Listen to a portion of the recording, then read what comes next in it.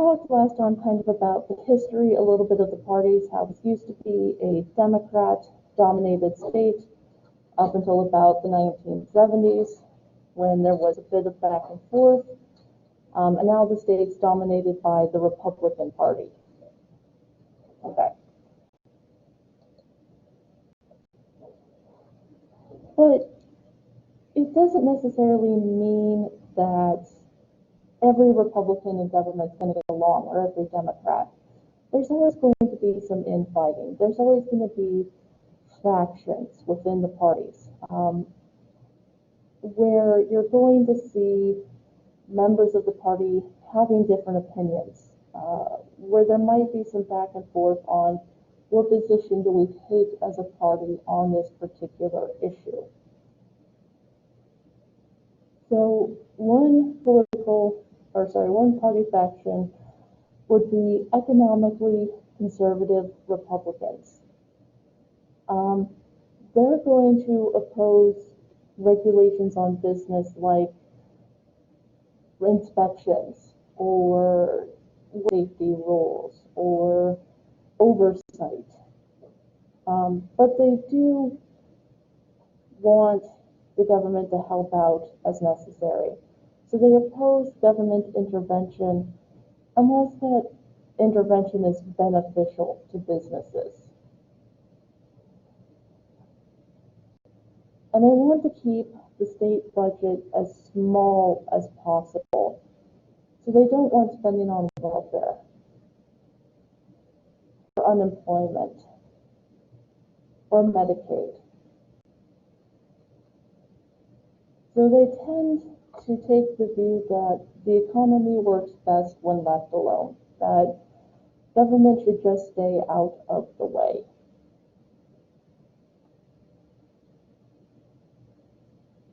So they don't want spending on welfare.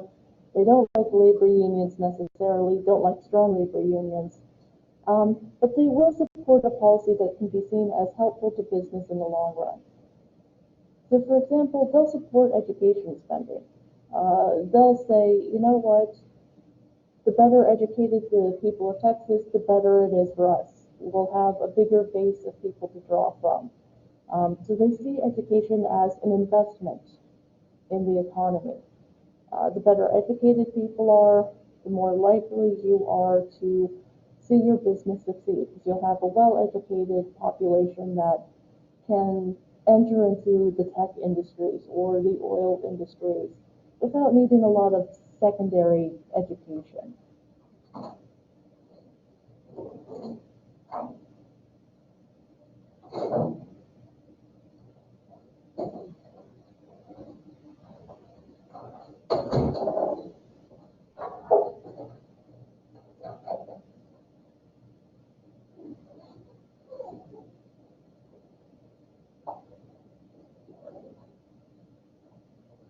And so what parties have to do with these factions is they have to find a way to handle the differences, to remind them of what they have in common, to get the various factions united in their opposition to the other party. Find a way to bring them together, because if there's too much infighting, they won't succeed in terms of elections. They won't be able to get people to vote for them.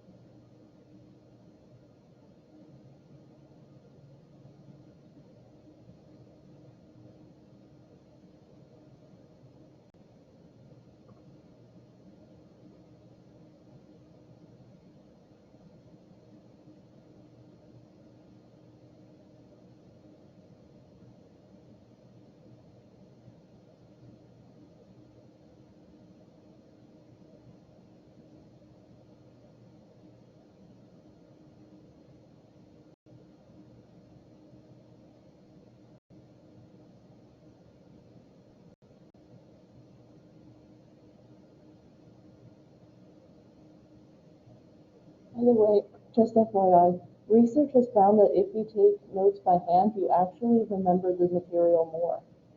For whatever reason, it's the act of writing the notes down that helps your memory, for some reason, hold on to the material better.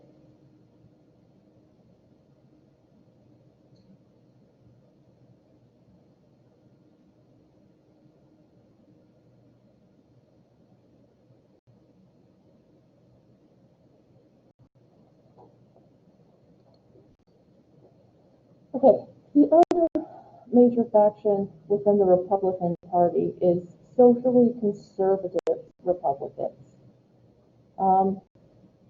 They tend to be more in favor of restricting certain private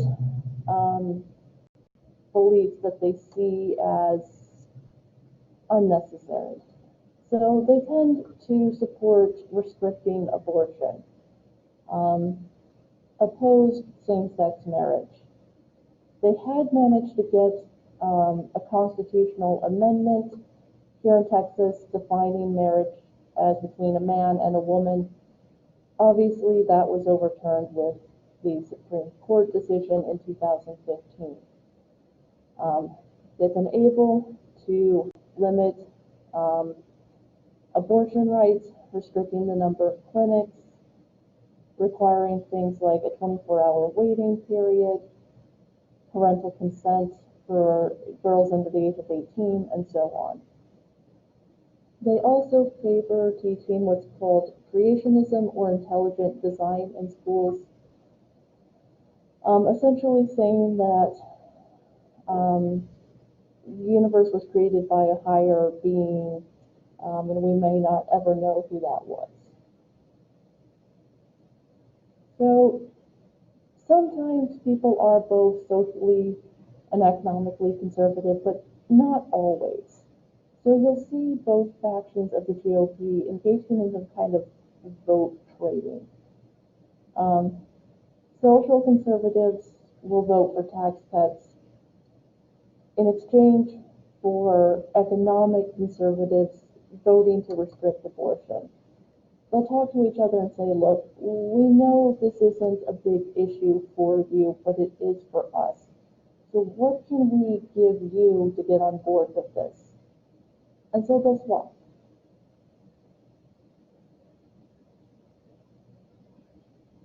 And our state officials will theoretically endorse a conservative, socially conservative policy, but their main focus is on economic conservative policies. So, for example, Governor Perry publicly endorsed teaching intelligent design in public schools. He knew that wasn't going to be allowed because the courts have said that's a religious doctrine. So he could symbolically say, of course I support teaching intelligent design in schools, knowing that it would be struck down by the courts. So then he could say, well, that's not on me, that's on the courts, right? I'm on your side on this issue. And then he would get their support for things like tax breaks, tort reform, and so they play a game.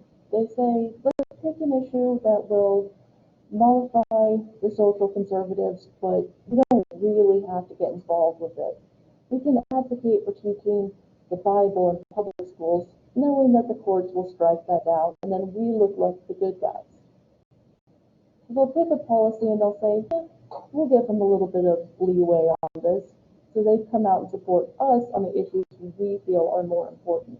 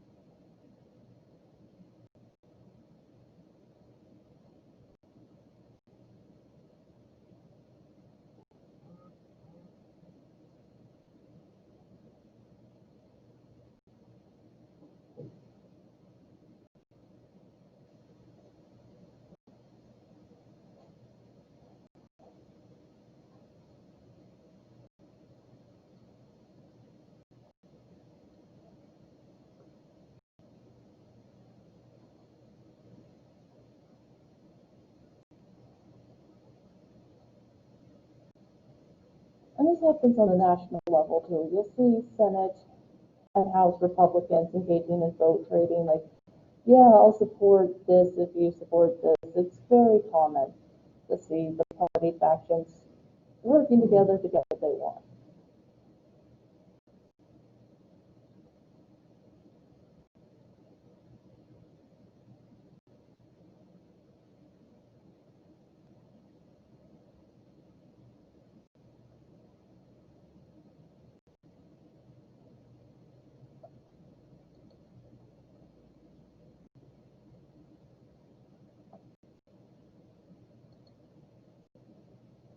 All right, on the other side of the coin, we have the factions within the Democratic Party.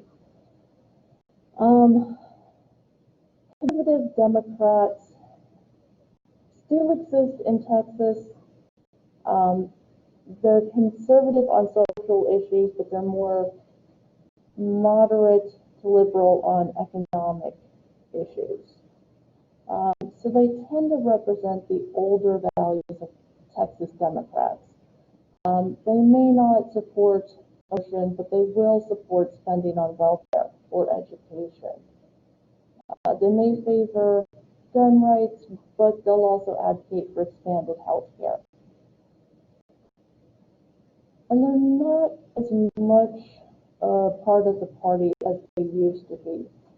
The liberal Democrats have said you're pretty far removed from the party platform. You don't really belong in the party if you're not going to support same-sex marriage or abortion, even in limited circumstances. So they're not as big a part of the party as they used to. Although down here, there's a state senator, Eddie Lucio, who's a conservative Democrat. So they do still exist. They're just not as common as they used to be. We used to have conservative Democrats and liberal Republicans, and both have kind of been pushed out by the parties. So liberal Democrats want the government to help in the area of economics, helping out with healthcare, education,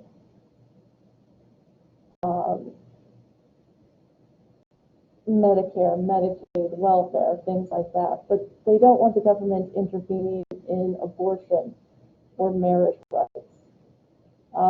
Essentially, in some ways, their attitude is keep the government out of our private lives. Have them focusing on issues that are public, healthcare, education, and so on. But stop trying to regulate our private lives.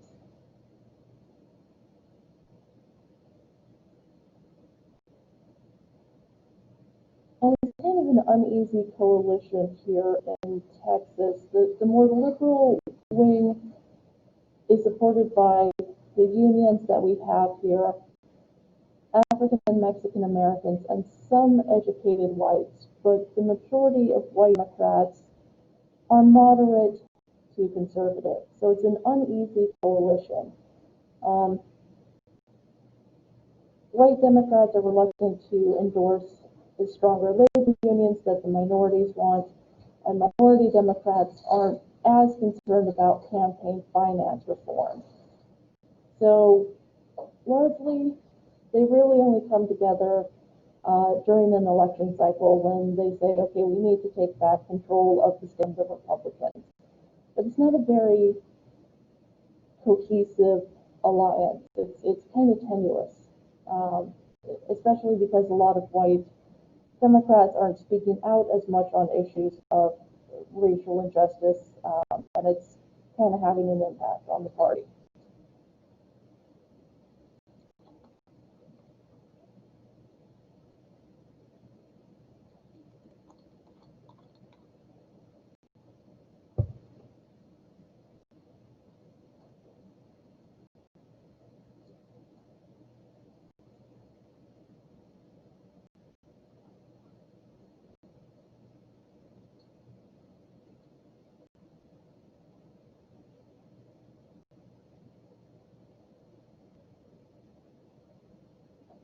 And keep in mind, most people aren't completely conservative or completely liberal. They might be socially conservative but economically liberal, or socially liberal but economically conservative. There's a lot of kind of mix of ideologies and beliefs. Most people don't fall neatly into completely conservative or completely liberal. Most people are somewhere in between.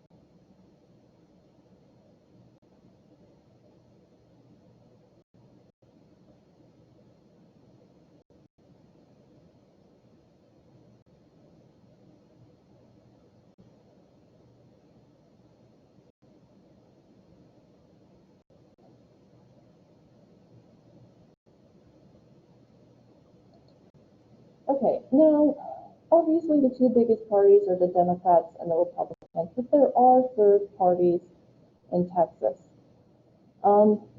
There used to be, in the late 1800s to the early 1900s, a party that called itself the Populist Party.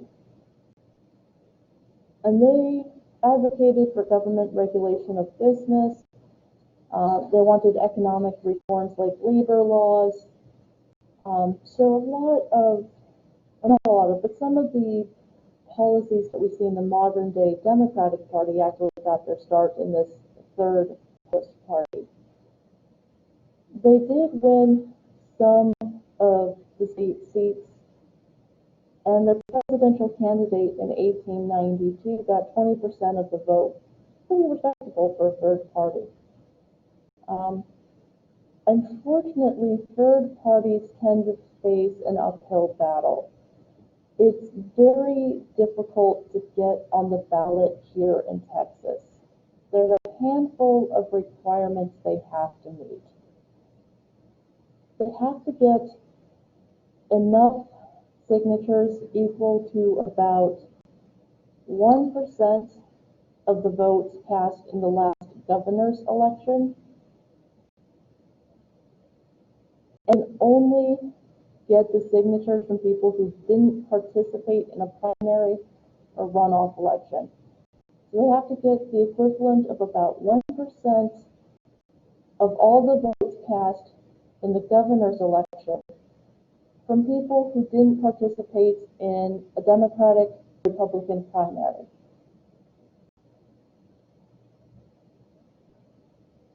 If they manage to get their candidate on the ballot, they can ensure that they'll get on the next ballot if they get 5% of the vote for any state office, for 2% for the governor's race.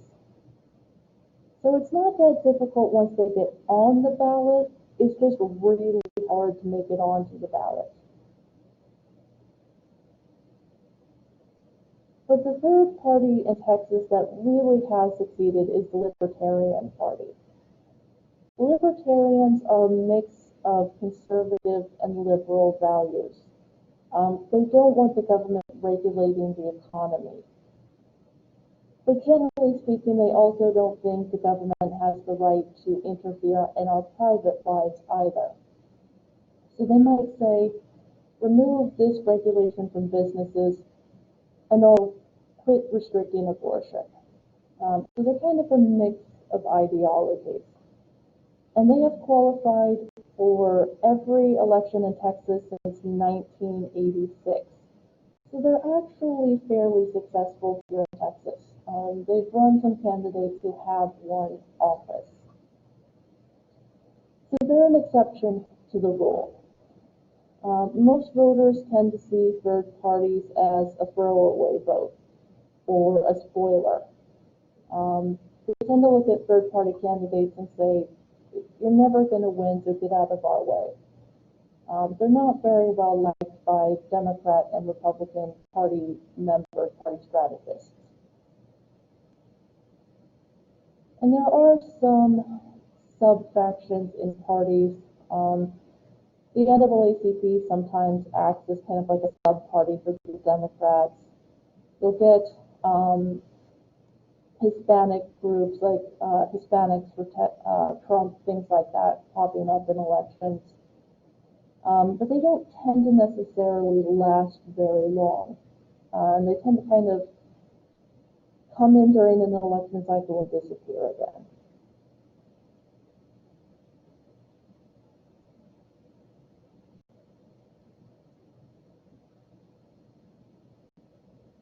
And it's unfortunate because sometimes there are really good third-party candidates. I grew up mostly in Illinois, and we had a very ugly governor's race in 2006 between the Democrat, Rod Blagojevich, and his opponent, Judy Bartkinka. And they spent most of that election cycle name-calling, throwing mud at each other. It was ugly. And there's a third-party candidate named Rich Whitney, who's a Green candidate. And he's like, let's talk about education. Let's talk about the cost of college and so on. Honestly, I thought he was the best candidate on the ballot, but he didn't have much of a chance to win, right? So we got stuck with Blagojevich, who then, a little over 2 years later, went to federal prison for trying to sell a Senate seat. So that worked out well.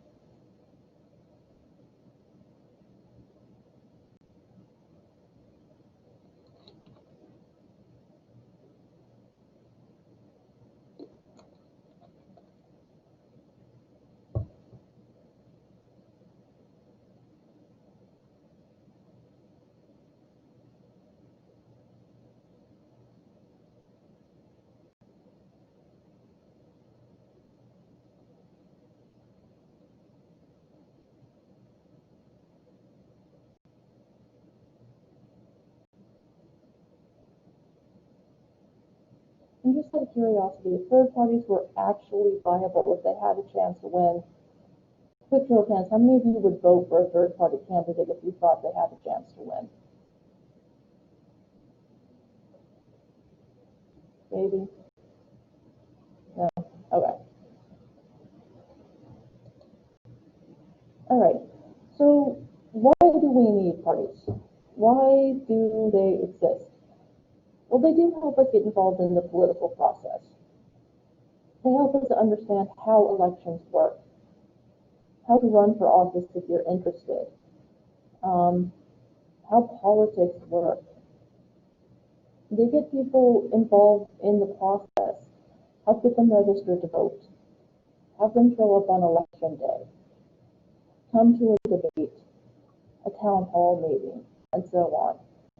So they're ways for us to get involved in the political process, to become active voters, to understand how our government works. They're also necessary because we need someone to help pick candidates. You need people to run at every level, all the way from local government to national government. And so they have to find candidates, right? They have to find someone willing to run for city council or school board or senate. So they help get candidates at all levels. They help run people in elections. They also recruit the party leadership, someone to run the Hidalgo County Democrats or Hidalgo County Republicans. They also provide information on policy. They let the voters know, here's what's going on with this state law. Here's what's going on with our budget or education. And so they help the voters understand, help citizens understand what's going on, what's happening in terms of repealing the Affordable Care Act, for example, or increasing the state education budget. And they do help moderate the differences between groups in society. Obviously, it's hard to get people united around one particular cause, let alone several different causes. So if you can say, all right, I agree with this party on about 7 out of 10 issues, okay, now I found my base. They're a way of helping to bring people together so we can have a functioning government. So they're basically the middleman between us and the political leadership. They're a point of contact for a lot of various issues. They're the ones who help us understand who's running, what they're running on, and whether or not we want to vote for that person.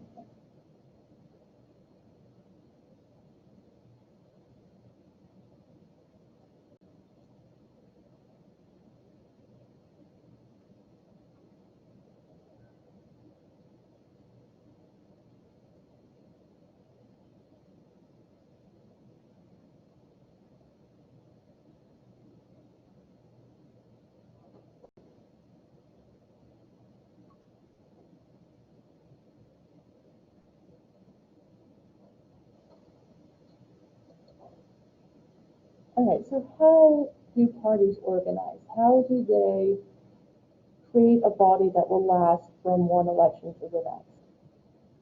There's always got to be a permanent part of the party. There's got to be this small fixed group of people who handle the routine party business.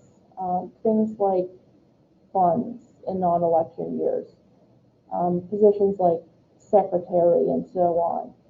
Things that the voters aren't necessarily interested in, but are necessary for the party to function.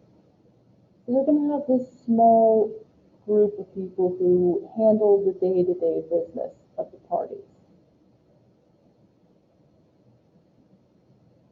And then, of course, you have the temporary organization, and this is where people really pay attention to the parties.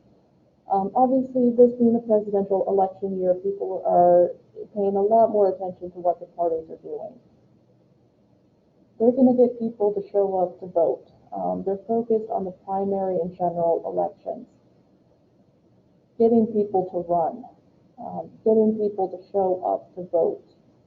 So this is where we start to see more participation in the parties, people volunteering with the campaign, showing up to serve as poll workers, election judges, and so on. So obviously, right now, people are paying attention to the parties. They're looking at what they're doing, their strategy, donating money, volunteering, buying yard signs. And then, of course, once the election's over, people go back to business as usual, and the party naturally kind of shrinks in size. And usually, your party membership is determined by voting. If you tend to vote Democrat, you're probably going to be a Democrat. If you tend to vote Republican, you're probably going to be a Republican. And then, of course, you have independents who will go between the two. Here in Texas, we have what's called a semi-open primary. You do not have to register with a party to vote in a primary. But if you vote in a primary, you are affiliated with a party until the end of the year. So, for example, if you voted in the Democratic Party primary for president and so on in March, you're an affiliated Democrat until the end of the year. So you can only participate in Democratic Party activities, only runoffs for Democratic candidates or the Democratic convention. The next election, you can switch and be an affiliated Republican. So it does allow independents to participate in the primary process if they're willing to be identified with a party until the end of the year. So it's different from states with a closed primary. In a closed primary, you would have to register with a party. In an open primary, you could vote however you wanted. So we're kind of a mixed bag. You don't have to register with a party, but you are affiliated with one if you take part in the primaries. So if you're really concerned about who's going to get the nomination for Senate, President, etc., then the trade-off is you have to be affiliated with a party. If you don't particularly care, then you don't vote in the primary.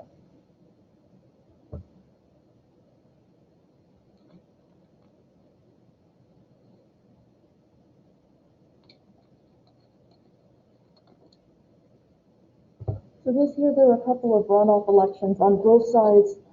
For Democrats, there was a runoff for Senate, Railroad Commissioner, and at least one congressional seat. So only people who voted Democrat in the primaries were allowed to participate in the runoff election. They don't want people crossing party lines trying to screw with the election. So if you didn't vote in a primary, you couldn't vote in the runoff.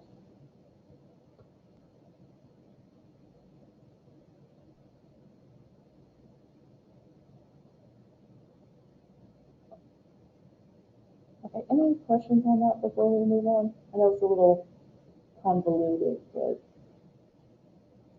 okay. So in terms of how the parties work here in Texas, there's over 6,000 precincts in Texas. Keep in mind, because the state is so large, there's going to be a high number of voting precincts. Your precinct is determined by where you live. So when you register to vote, you will get a card in the mail that says your precinct number, and that's where you vote. So if you're registered to vote here in Wesco, there's one or two polling places that you'll be sent to on election day. The voters can choose the precinct chairperson and vote on party policies, but the level of knowledge about these chairpersons is pretty low. We don't tend to see a lot of voters showing up to vote on party policy or personnel like county chairperson or party treasurer, things like that. It's really only the die-hard voters who will participate in these specific party elections. Most voters just participate for the general elections, not the very specific party-related elections.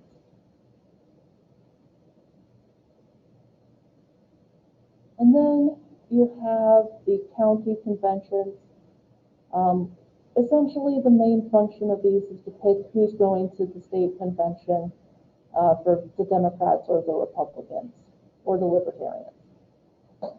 And it can be short and peaceful, or it can be long and contentious. If there's some debate about a new party policy, that can get kind of ugly. But if it's business as usual, it's going to be a fairly short, routine convention, basically just saying, okay, you're going to the convention, you're going to the convention, and they're going to the convention. So if you're interested in getting more involved in politics, if eventually you wanted to try to go to the national conventions, you need to start on the local level and work your way up.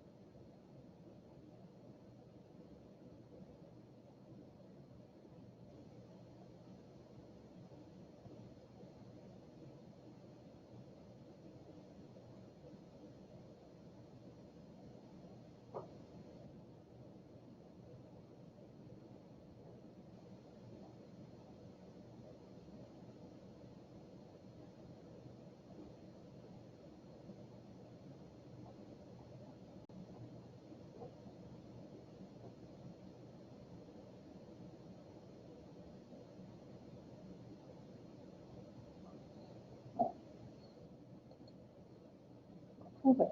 So at the state convention, there's 6 areas of activity that the parties have to engage in. First, they have to certify the party's nominees for the general election with the Secretary of State.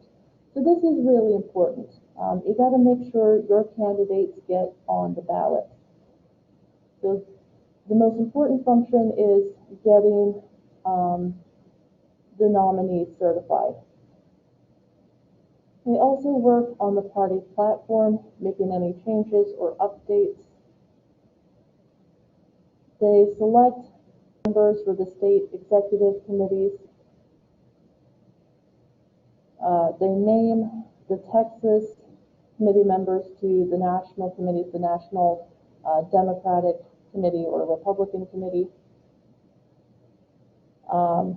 They also, 2 of the other really important functions are picking who gets to go to the national conventions, so picking the delegates, who gets to go to Boston or Houston or Dallas or San Antonio or Tampa. And the other important thing they do is picking the slate of electors for the Electoral College. So they're picking who gets to participate on the national level, who gets to be at the convention, and who might get to vote for the president in the Electoral College.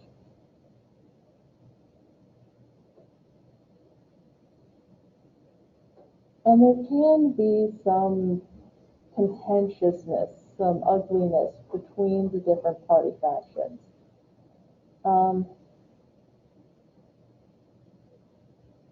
There used to be fighting between the liberal and conservative wings of the Democratic Party, but because they're not in charge, largely they're united in their opposition to the Texas Republicans. On the other side, there's infighting between social and economic conservatives. Social conservatives tend to refer to economic conservatives as rhinos or Republican in name only. So it can get kind of ugly between the 2 sides. There can be fighting about what's our party platform going to be? What stance do we take on this issue? How do we feel about this particular candidate? So while they're important for party activities, while they're important for getting the state set up for the national conventions, they're not really that important for the candidates. They're going to raise the money on their own. They're more looking at what the national party is doing, so they don't see it as critical. They might show up, they might not. They're not going to care that much about it.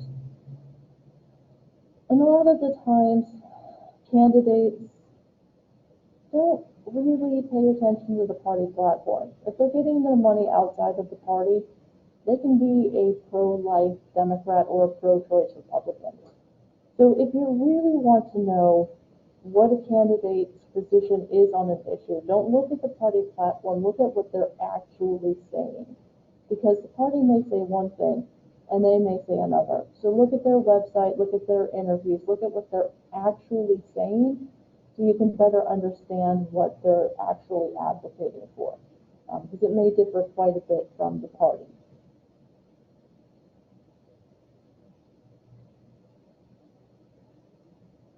So again, the most important activities at the conventions are certifying the nominees for the general election, picking the delegates for the national conventions, and selecting who gets to take part in the Electoral College should their party win in November.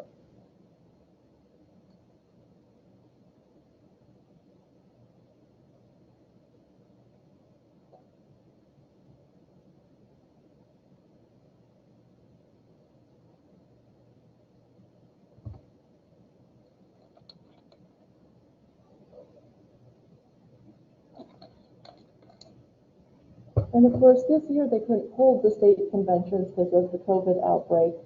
At one point, the head of the state Republican Party, Alan West, actually sued to try and force the city of Houston to host the state convention, and a judge overturned that and said it's not safe, you can't meet. So they had to do it virtually.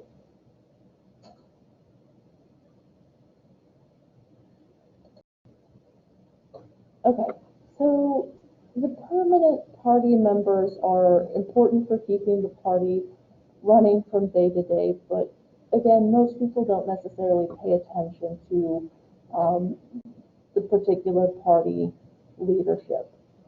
So there's the precinct chairperson. They're elected for 2 years, and they're the lowest ranking permanent party official. So they lead their party at the precinct level, so it's a very local position, trying to get candidates to run for city council, school board, and so on. Then you have the county executive committee. They're important because they conduct the party's primaries. So in March, when we had the party's primaries, the counties had to make sure that it went smoothly, that there weren't any problems with the technology, that they had plenty of poll workers, that the ballot was clear and easy to understand. And they also conduct the county conventions. It's an unpaid position, but they are allowed to collect donations. They do get funding for the primaries through the state and national parties. Then you have the direct executive committee. Basically, they perform the duties of the primaries, but they don't have a lot of role otherwise. Essentially, they're just there to make sure the primaries go off without any problems, and to deal with any potential issues for a recount in a contested election. If it's a super close vote and they want to trigger a recount, then that's probably going to be the direct executive committee working with the state to figure out who won that election. And then you also have the state executive committee that works on the campaigns at the state level, running for state house or state representative, railroad commissioner, board of education, and so on, but also working with the national party on Senate and House races. And usually you'll get the governor and the party chair working together in an election year. So you've got Governor Abbott working with the Texas Republican Party to try and win seats at the state and the national level. So you'll see them working together in an election cycle.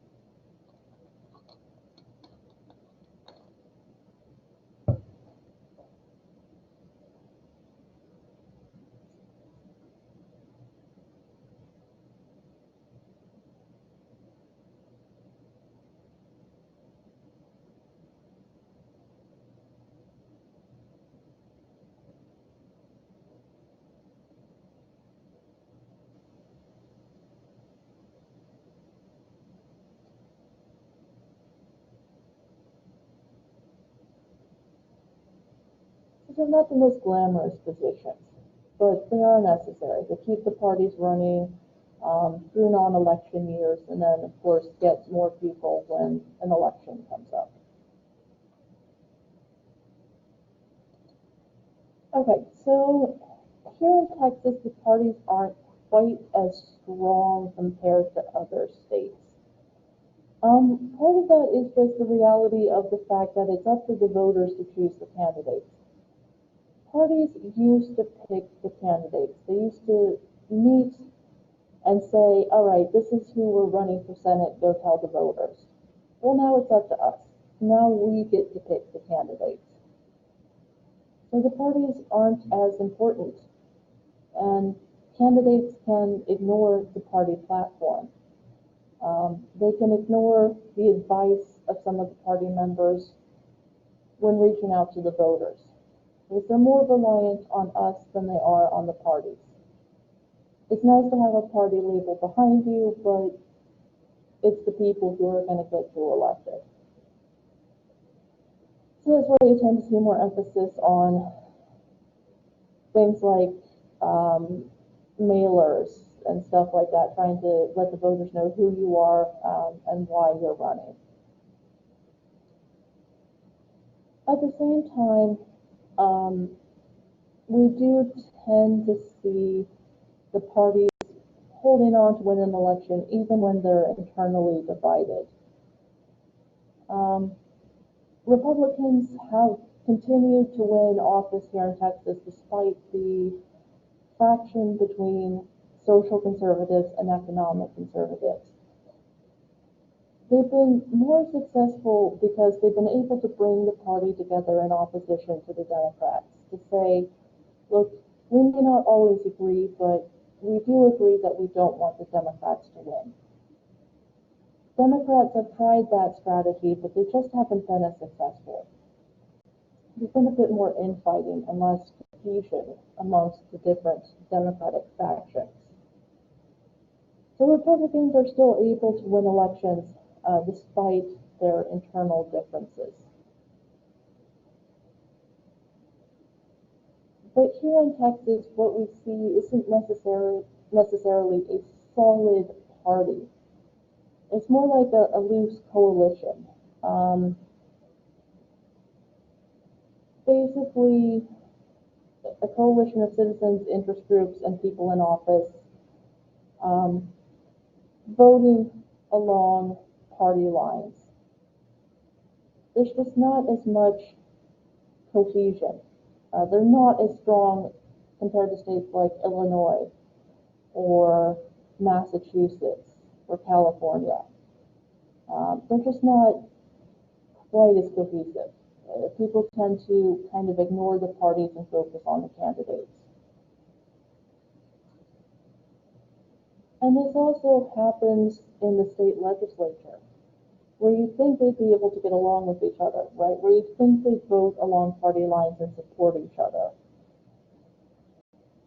What ends up happening is members of the same party may introduce two different pieces of legislation or choose not to work with each other. And it makes it harder for us to hold the politicians accountable. If a bill doesn't get through the state legislature, we may not necessarily know whom to blame for that. We can't necessarily blame it entirely on Republicans or Democrats, because it may be a small group within the Republicans in the state legislature choosing not to support this bill. So they're not as well organized, they're not as well supported, and they're not as easy to hold accountable. So we have a relatively weak party system compared to most states. They're just not as cohesive.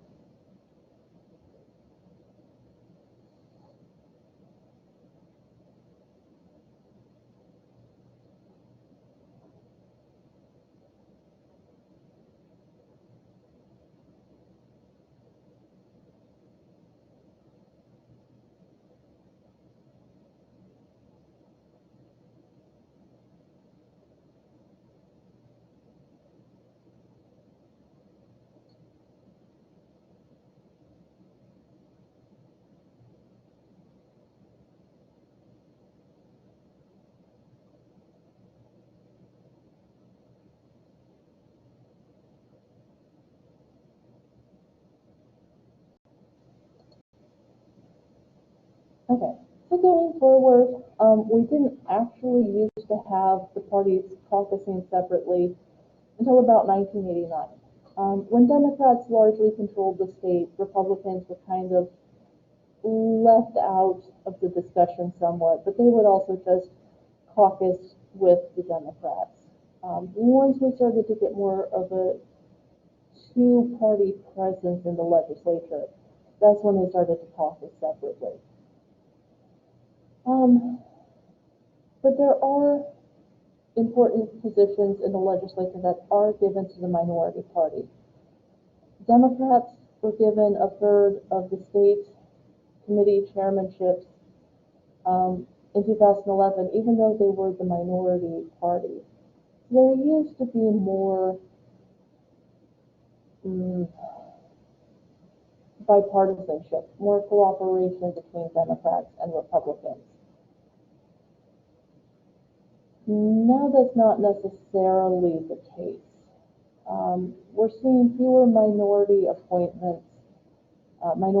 appointments, excuse me. Essentially, the attitude has become, we're in charge and you're just going to have to deal with it. Less cooperation, less bipartisanship. Republicans are trying to hold on to the state government. Democrats are trying to regain control.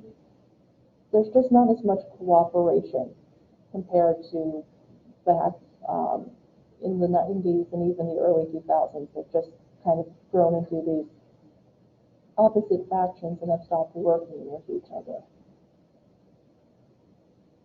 And we also see the voters choosing to hold politicians accountable if they're not falling into party lines. An example of this is a man named Ron Wilson. He was a Democrat who represented Houston in the state house. But he tended to support the Republicans in the state house rather than the Democrats. And in 2003, he sided with the Republicans in a redistricting that would give them a huge advantage. And so the Democrats said, what are you doing? You're clearly not loyal to the party if you're giving the other side the advantage. So he was challenged in the 2004 primary, and his opponent got the support of the party leaders, and he ended up losing the primary. So if a member of the party steps too far out of line, the party might come back and say, we're done with you. You're not acting like a proper Democrat. You're not acting like a proper Republican. We're going to pick someone else to run. And if they lose the endorsement of the state party, they're done. If they don't get the backing of the leadership, that's it. So we're seeing this happening a bit.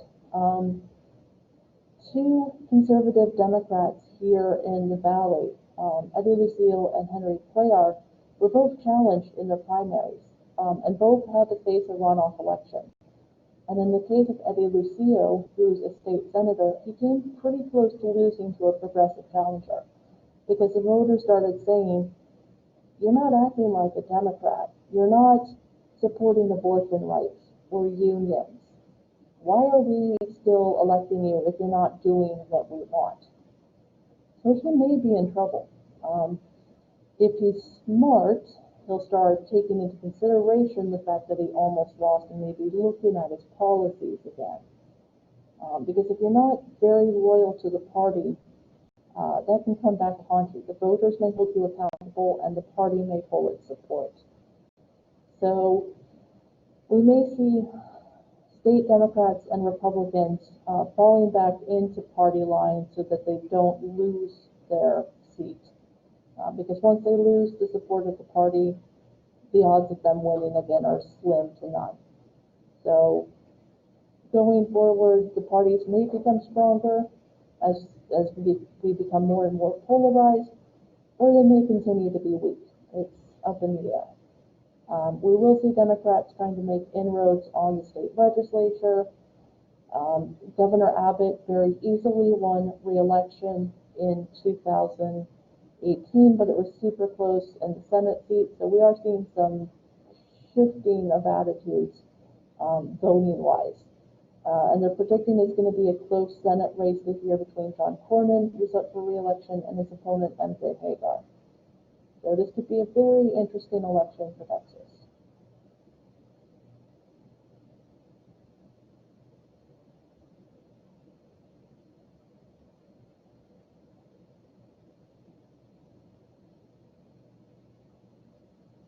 Any questions on that? How many of you are planning to vote in November?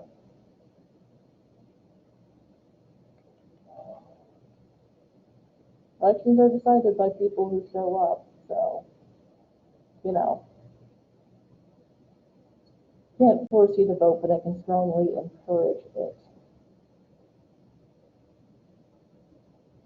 Okay, any questions online?